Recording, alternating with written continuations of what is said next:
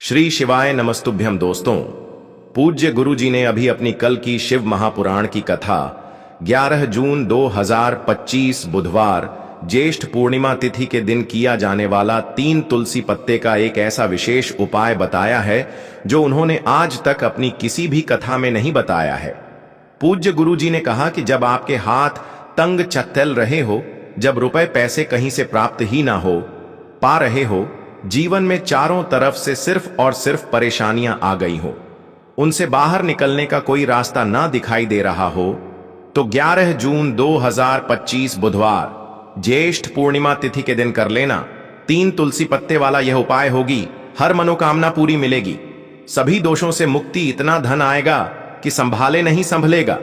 माता लक्ष्मी जी और महादेव जी के आशीर्वाद से पूरे साल धन बरसता रहेगा। दोस्तों, जैसा कि आप सभी लोग जानते हैं कि 11 जून 2025 यानी बुधवार को पड़ रही है ज्येष्ठ महीने की ज्येष्ठ पूर्णिमा तिथि। और दोस्तों, यह वह तिथि है जो ज्येष्ठ महीने में पड़ने वाली सबसे बड़ी और ज्येष्ठ महीने की ज्येष्ठ पूर्णिमा तिथि है, क्योंकि यह बुधवार के दिन पड़ रही है और हमारे हिंदू धर्म में इसका बहुत ही बड़ा और विशेष महत्व होता है। पूज्य गुरु जी ने कहा है कि अगर कभी भी मौका लग जाए और ज्येष्ठ महीने की ज्येष्ठ पूर्णिमा तिथि बुधवार को पड़ जाए, तो आप लोगों को सिर्फ और सिर्फ 3 तुलसी पत्ते वाला उपाय तो अवश्य ही करना चाहिए, क्योंकि इन दोनों तिथियों का संयोग बहुत ही कम आता है। इसी के साथ दोस्तों, गुरु जी ने कहा है कि जब भी ज्येष्ठ महीने की ज्येष्ठ पूर्णिमा तिथि पड़े तो आप लोगों को सिर्फ और सिर्फ तुलसी वाला उपाय तो अवश्य करना चाहिए। यह उपाय इतना खास है कि अगर आपने सही मुहूर्त पर सही क्रिया अनुसार 3 तुलसी के पत्ते वाला उपाय कर लिया, जो प्राचीन काल के समय का महा उपाय है, तो मान के चलिए दोस्तों, महादेव जी के आशीर्वाद से आपके जीवन का कितना ही बड़ा दुख हो, उससे आपको मुक्ति मिल जाएगी। आपकी कोई भी मनोकामना हो, मान लीजिए आप नौकरी की तैयारी कर रहे थे तो आपकी नौकरी लग जाएगी, आपका बंद पड़ा व्यापार चल पड़ेगा।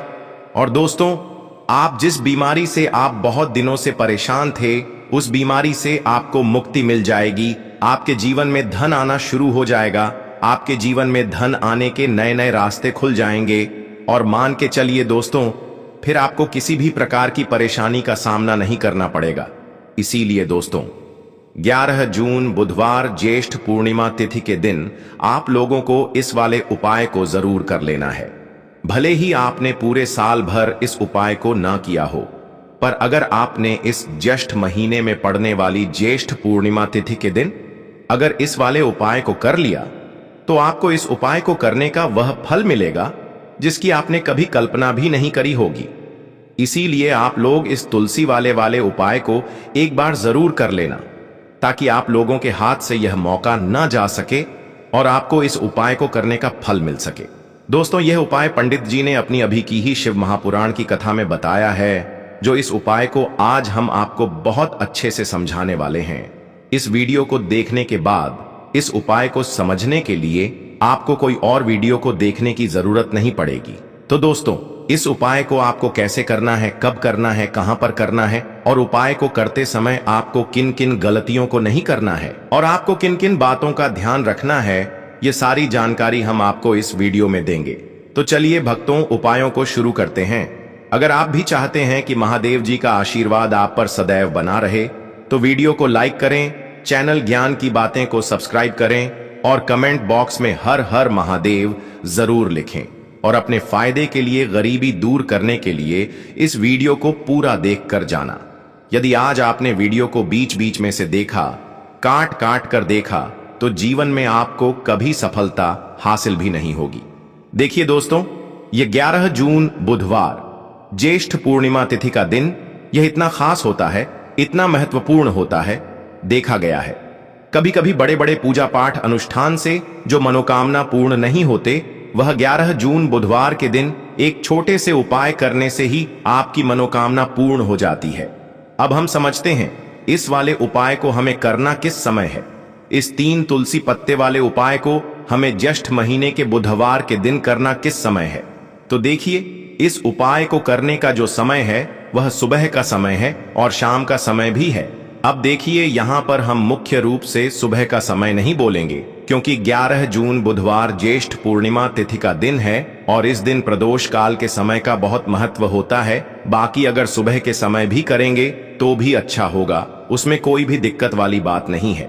तो चलिए जानते हैं इस विशेष उपाय के बारे में। लेकिन उससे पहले एक प्रार्थना, अगर आप इस चैनल पर नए हैं तो आप इस वीडियो को लाइक करें, चैनल को सब्सक्राइब करें और कमेंट बॉक्स में आप अपनी राशि या अपना नाम जरूर डाल दें, क्योंकि हम राशि से जुड़ा भाग्य भी बताते हैं और भाग्य में चल रही परेशानियों को दूर करने के लिए वह आसान से आसान उपाय भी बताते हैं। तो चलिए अब हम अपने सबसे पहले उपाय की बात कर लेते हैं। देखिए, ज्येष्ठ मास के दिनों में विशेषकर भगवान शिव और माता पार्वती और विष्णु भगवान का पूजन किया जाता है। अब साथ ही साथ ज्येष्ठ पूर्णिमा तिथि का दिन भी पड़ गया है, तो ऐसा समझ लीजिए आपके जीवन में धन भी आएगा, सुख भी आएगा, धन बढ़ेगा भी और साथ ही साथ आपके जीवन के सारे संकटों को भगवान शिव जी दूर कर देंगे। तो चलिए सबसे पहले बात कर लेते हैं सबसे पहले उपाय की, जो कि बुधवार वाले दिन आपको विशेष करना है। और इस उपाय को करने से आपकी कोई भी ऐसी इच्छा, कोई भी विश जो अभी तक अधूरी है, पूरी नहीं हो रही है, तो आपकी बड़ी से बड़ी विश और मनोकामना भी पूरी हो जाती है। जब आप ज्येष्ठ पूर्णिमा तिथि वाले दिन इस पहले उपाय को कर लेते हैं तो देखिए, आप सभी जानते हैं कि श्री हरि विष्णु जो है, उन्हें तुलसी दल सबसे प्रिय है। बिना तुलसी माता के श्री हरि विष्णु अधूरे हैं और बिना तुलसी पत्तों के श्री हरि विष्णु का भोग अधूरा है। अब श्री हरि विष्णु को प्रसन्न करके आप अपनी किसी भी मनोकामना को पूरा कर सकते हैं, क्योंकि श्री हरि विष्णु प्रसन्न हो गए तो आपकी कोई भी विश और इच्छा, मनोकामना अधूरी नहीं रहेंगी। देखिए, हम सभी के घरों में माता तुलसी का पौधा अवश्य ही होता है। तो देखिए, हमें तुलसी जी के पौधे से सबसे पहले तो 3 पत्ते तोड़ने हैं। देखो, एकादशी वाले दिन आपको तुलसी के पत्ते नहीं तोड़ने हैं। तो देखिए, तुलसी जी के आपको 3 पत्ते तोड़ लेने हैं और इन तुलसी जी के पत्तों को तोड़ने के बाद आपको एक चुटकी हल्दी भी अपने साथ में लेनी है।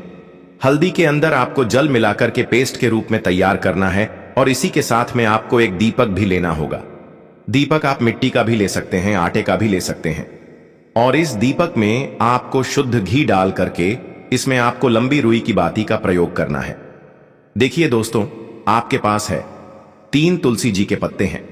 तो पहला जो तुलसी जी का पत्ता है, उस पर आपको सबसे पहले तो जो आपने हल्दी ली है उसकी एक बिंदी लगानी है। और पहला जो तुलसी जी का पत्ता है, आपके घर में भगवान विष्णु का चाहे कोई सा भी स्वरूप हो, चाहे लड्डू गोपाल जी का स्वरूप हो, या फिर भगवान कृष्ण की आपके मंदिर में प्रतिमा हो, या फिर भगवान श्री राम की प्रतिमाएं, उनके सामने आपको पहला तुलसी जी का पत्ता अर्पित करना है।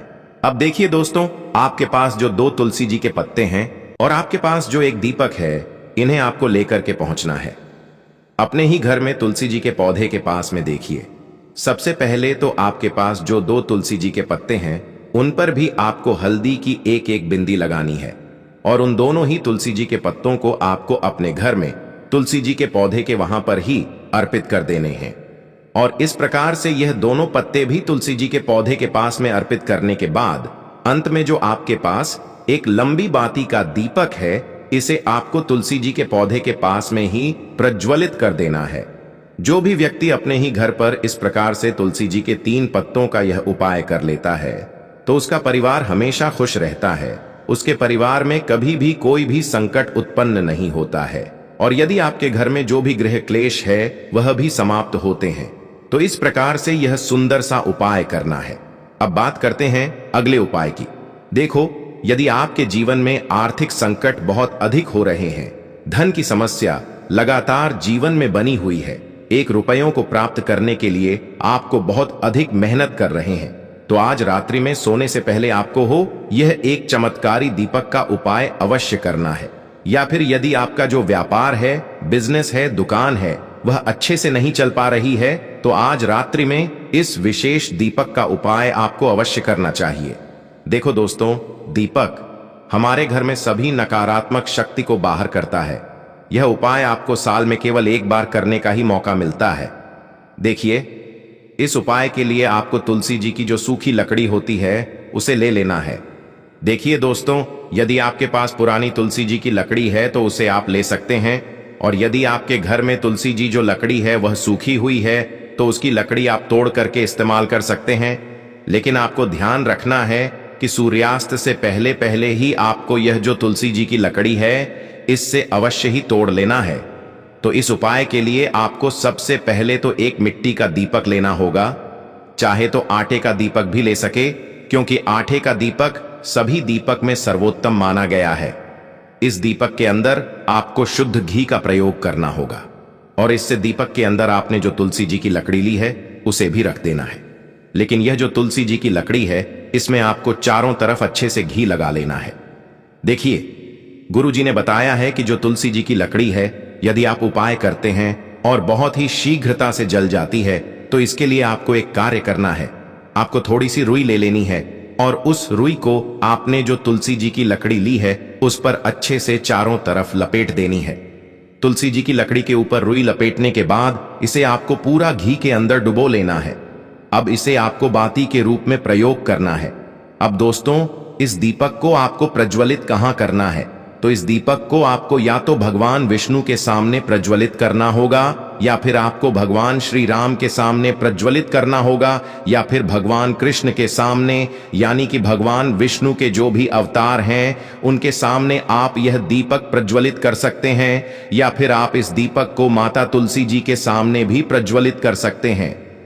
पूज्य गुरु जी ने बताया है कि जो भी व्यक्ति इस प्रकार से तुलसी जी की डंडी से यह दीप दान कर देता है उसके जीवन में कभी भी धन की समस्या नहीं होती है। इसीलिए आपको यह पूरे साल में केवल एक बार ही मौका मिलता है। इस उपाय को करके देखना, आपकी सभी इच्छाएं जरूर पूर्ण होंगी। यह जो उपाय है रात्रि में सोने से पहले करना है। यह उपाय करते सर्वश्रेष्ठ होने वाला है।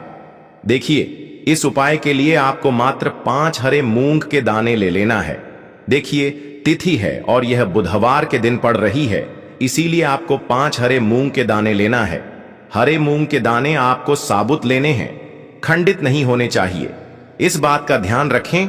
और इसी के साथ में आपको एक तांबे के पात्र के अंदर अपने घर से शुद्ध जल ले लेना है। अब दोस्तों, इन सभी सामग्रियों को लेकर के आपको सीधे पहुंच जाना है भगवान शिव के मंदिर में देखिए, इस उपाय को भी आप सुबह भी कर सकते हैं और शाम के समय में भी कर सकते हैं। देखिए, भगवान शिव के मंदिर में पहुंचने के बाद आपके पास जो 5 हरे मूंग हैं उनमें से पहला जो हरा मूंग है, आपको शिवलिंग के सामने जो नंदी महाराज होते हैं और उनका जो पैर उठा हुआ होता है वहां पर आपको पहला हरा मूंग समर्पित कर देना है और आपको ओम नमः शिवाय इस मंत्र का जाप कर लेना है। फिर आपको दूसरा हरा मूंग लेना है और शिवलिंग पर जो श्री गणेश जी वाला स्थान होता है वहां पर आपको यह दूसरा हरा मूंग समर्पित कर देना है, यानी कि शिवलिंग के सीधे तरफ आपको यह दूसरा हरा मूंग समर्पित करना है। और फिर आपको ओम नमः शिवाय या फिर श्री गणेशाय नमः इस मंत्र का जाप कर लेना है। तीसरा, हरा मूंग का दान आपको भगवान शिव की सबसे प्रिय पुत्री माता अशोक सुंदरी वाले स्थान पर समर्पित करना होगा। शिवलिंग की जो जलाधारी होती है, जहां से जल बह के आता है, उसी जलाधारी के बीच में जो कहीं कहीं उठी हुई लाइन होती है सांप की आकृति के रूप में, वहीं पर आपको तीसरा हरा मूंग समर्पित करना है और फिर आपको ओम नमः शिवाय इस मंत्र का जाप कर लेना है।